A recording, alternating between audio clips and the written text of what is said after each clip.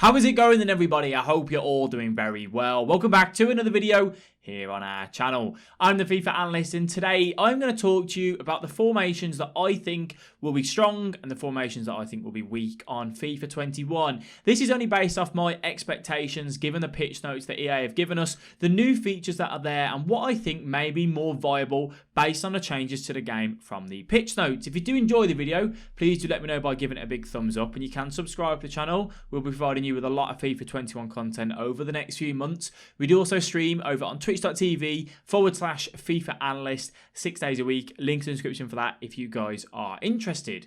Now, this year, we all know the 4-2-3-1 was pretty much the go-to formation. Reason being, the game was quite a slow-paced game. It gave you the most soundness at the back, really, but the ability to attack, and you still could play tick-attacker football in a way. Because everyone played quite a low depth this year, low width, it meant that you spent a lot of time on the opponent's edge of your box, waiting for them to drag a player out of position, trying to find your striker, and trying to grab a goal like that. EA have changed a couple of things on FIFA 21 with regards to the creative runs, where you can now initiate the run that you want your player to make. Up to 5 people you can send on those runs.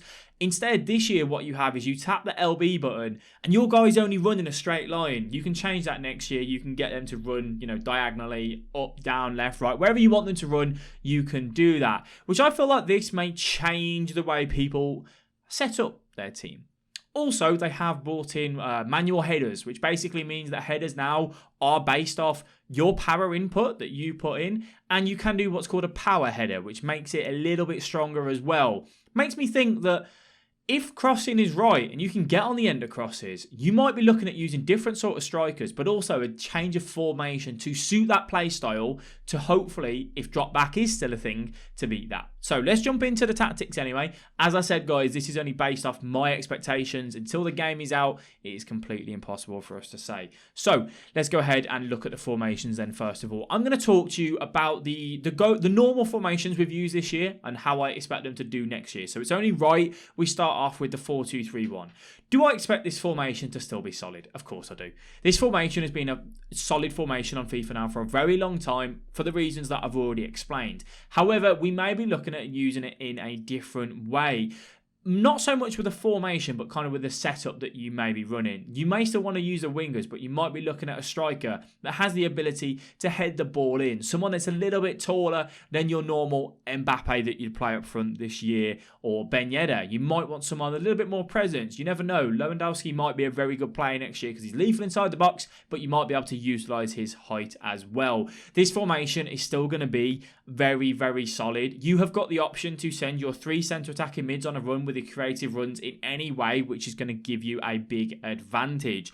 What do I think you may see a lot more of next year is the 4-4-2. This has been used a lot this year, but the reason why I think it'll be more popular next year, when you have crossing as a more viable option, it's better to play 2 strikers. The reason for this is that if you've got that one striker and you whip the ball in, you might not always find him bob on. If you've got 2 strikers, you've got more chance of finding a successful cross and finding the man there to hopefully flick it on at the near post, back post, whatever it may be. I think this formation could be very suitable. And one of the reasons why I love the 4-4-2 is because of the way you play diagonally across the pitch. Now with the creative runs, and you can send your right mid across the face of goal, can only increase the popularity of this formation, in my opinion. Now, if the creative runs is good and the gameplay is quicker, this formation will feel so much better as well. It's very good to play quick tick-attacker football in this one, and also the same for the 4-1-2-1-2 narrow. Do I expect this to be up there with the best of formations next year? No, I don't.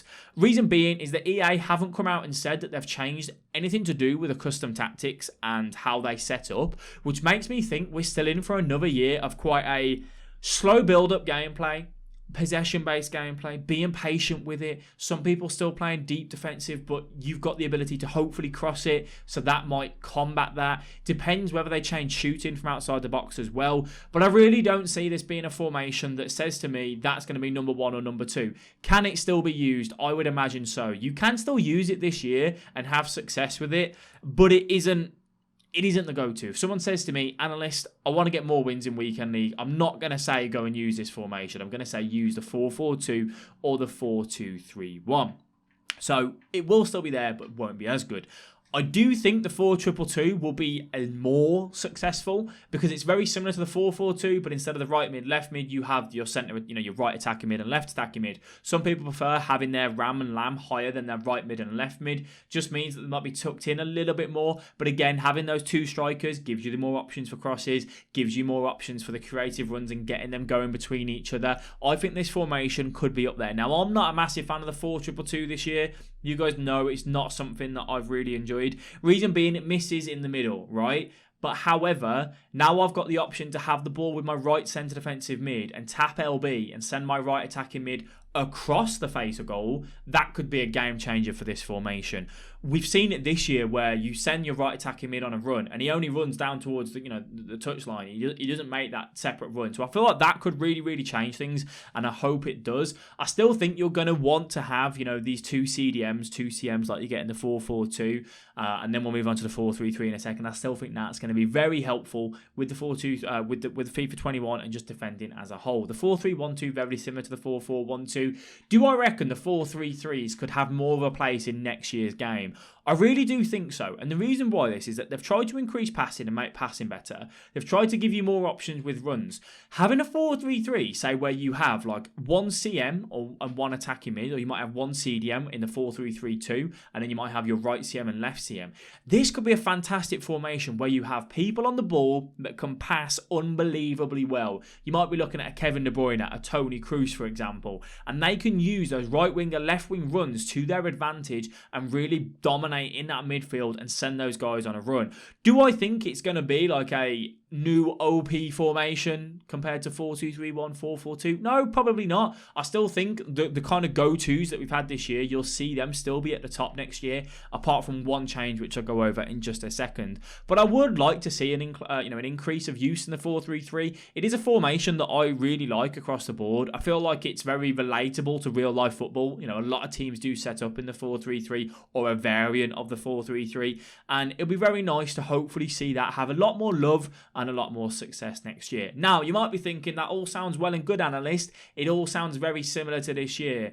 What's going to be different? The 4-3-2-1 may be more popular. Again, just going down to the creative runs. The only downside to this is that you probably would want to run this and have one bulky striker, let's say, and use the right forward and left forward to overload over the top. I used to love 4-3-2-1 on FIFA 12, FIFA 13, just because it was so attacking. You could just send so many people on the run, and I hope that we can get that again next year. However, you do sacrifice that ability to run down the wing, right wing, left wing, cross the ball in, and all of that sort of stuff. So it is one thing to bear in mind there, but I do think we could see an incline in that. 4-2-4, I haven't really played too much this year. I don't know how it would be next year because I really don't like the lack of defensive stats that you have on that. Now, this is the big difference. I personally think you could see an increase in a 5 at the back formation. And the reason for this is that I think someone on Twitter mentioned it to me. It was Kingpin actually. Kingpin was having a discussion with me saying that with a 5 at the back formation, with the amount of runs that you can send people on a run, you can have 5 people on those creative runs. You tap LB, you send your right forward. You tap LB, you send your centre mid, whatever it is, and they make these chop and changing runs. If you're not a very good defender and you have 4 at the back, you pull one player out of position or you don't track that one run, you're caught out. The 5 at the back may give you that extra man to make up for when you make a mistake. So if you feel like you are struggling in defence on FIFA 21, these could be formations here that help you get used to tracking runs and give you that extra man just to cover in that scenario. I don't think we'd see it as everyone plays it, but I feel like if you're struggling, this may be a go-to first to get you used to defending, get you better at tracking the runs, and then when you feel like you're doing better with it and that extra man isn't needed, then you move back to a 4 at the back formation. Similar to the 3 at the back, because obviously a lot of people play 3 at the back, with the right mid, left mid, and come back on defence, so it's kind of a 5 at the back, but they still get forward because that's their initial role, and I really think that's kind of what we could be looking at next year.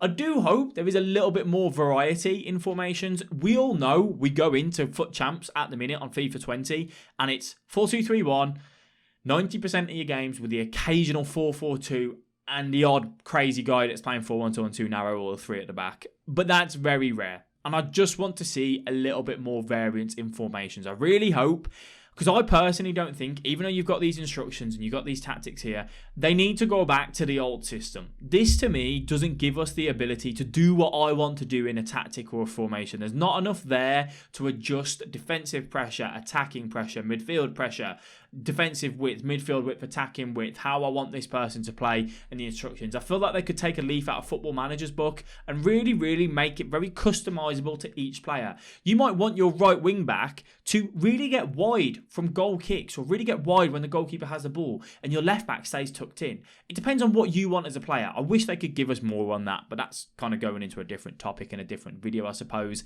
But that's kind of where I'm at with thinking so far, based off the information that EA have given us, what sort of formations we may be looking into next year and what ones may be viable for you guys to play.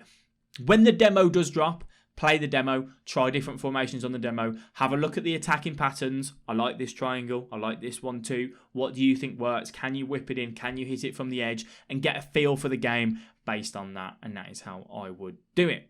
I hope you guys have enjoyed the video. If you have, please let me know by giving it a like. As I said, you can subscribe to the channel. And I do look forward to bringing you more and more FIFA 21 content as we get closer to the official release date. I do want to thank you all very much for watching this video. And I will catch you guys in the next one. Bye-bye.